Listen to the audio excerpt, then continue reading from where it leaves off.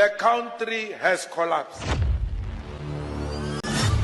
How can a president admit to have put dollars and dollars of rands under the mattress, and that person still spending 24 hours in the office after admitting to have had dollars under the mattress?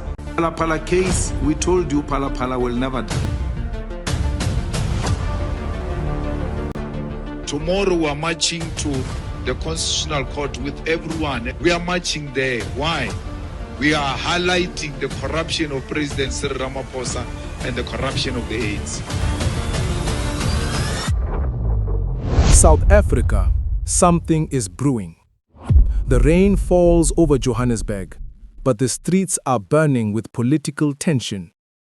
Today, the EFF has descended on the Constitutional Court, not for a rally, but for a reckoning. And the question shaking the nation is simple.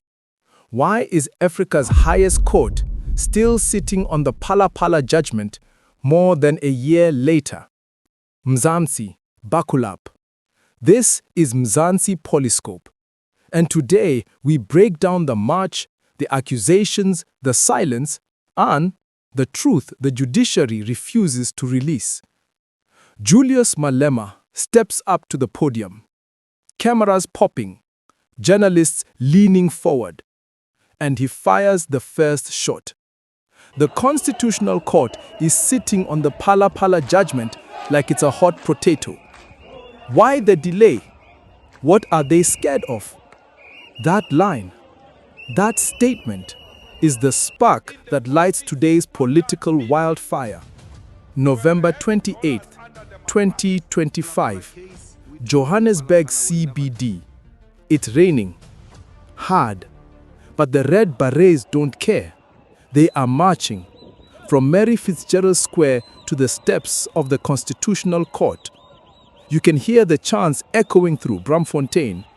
Phala Phala, Phala Phala. Cyril must fall. The rain pouring, the ground shaking, and the EFF's ground forces refusing to back down.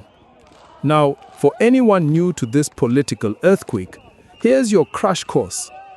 In 2020, millions of US dollars, yes, millions, were hidden inside a couch at President Cyril Ramaphosa's Phala Phala farm. That money wasn't declared to SARS. It wasn't reported to the Reserve Bank. And when it was stolen, the president only reported the incident 2 years later. This is not a small matter. This is a constitutional time bomb wrapped literally in upholstery. Now listen carefully to Thembi Msani, the EFF national spokesperson. We want the release of the judgment so that it can be taken back to Parliament and allow the members of Parliament to vote secretly. As you may have noted last year, that the process was flawed. The Speaker protected Ramaphosa.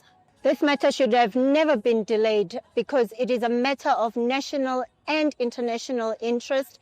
It should never delay to give out a judgment because Ramaphosa is the highest office and we need to have trust in the highest office, and the judiciary may know that it's been more than 12 months, 2 days, and their act says it must be released within 3 months.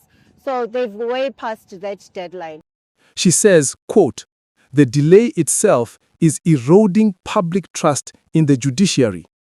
And honestly, she's not wrong to say that, because the Constitutional Court heard this case over 14 months ago.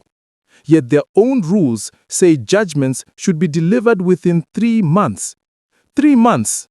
Not 12, not 14, not silence. And Thembi doesn't stop there. She reminds us that just days ago, a sitting judge was arrested in a 200 million rand money laundering scandal. The message she's sending is clear. If some judges can be compromised, then we cannot ignore the possibility of pressure behind this delay. And let's talk timing. Ramaphosa's second term is halfway. If this judgment is delayed much longer, the impeachment window closes forever. That's why the EFF calls this march a last stand for accountability. And then Sinawa Tambo drops the biggest bomb of the day. He says, quote, "The EFF filed papers in November 2024, and 12 months later, the Constitutional Court still has no judgment." Look, we're going to be going to the Constitutional Court to register our grievance because on the 26th of November last year in 2024, we launched our court application to call for the review of the Parliament's decision to reject the Section 89 final report because then we want an explanation as to why this judgment has not been released, and it should have been released a long time ago. This is unacceptable. 12 months of silence on a case involving the sitting President of the Republic. He goes further. You cannot protect the President forever. Release the judgment. That line shook the crowd and shook the political conversation in the country. So, what could the Constitutional Court actually decide? There are three possible outcomes. Outcome 1. The court rules Parliament acted unlawfully and orders a full Section 89 impeachment inquiry. Yes, Ramaphosa could still face impeachment. Outcome 2. The court dismisses the case. That shields the president, and Phala Phala becomes another scandal, swept away.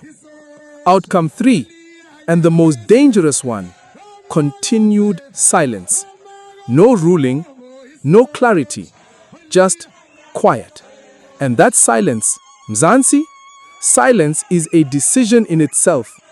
The delay sends a dark message.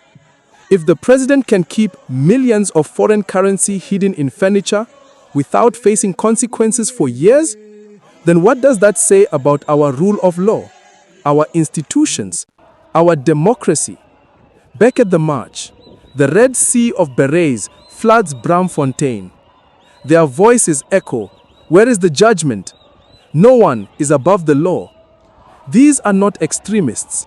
These are citizens demanding transparency because democracy without accountability is theater. As thousands gather outside the Constitutional Court, one truth becomes impossible to ignore. The EFF is not just turning up the heat, they are exposing a crack in the foundation of our democracy. Will the justices speak, or will their silence speak louder? Mzansi, what do you think? Is the Constitutional Court delaying this judgment on purpose? Is Ramaphosa being protected? Or is the system simply broken? Drop your thoughts in the comments. Hit like if you believe in transparency. Subscribe for more unfiltered political breakdowns right here on Mzansi PoliScope. I'll see you in the next one.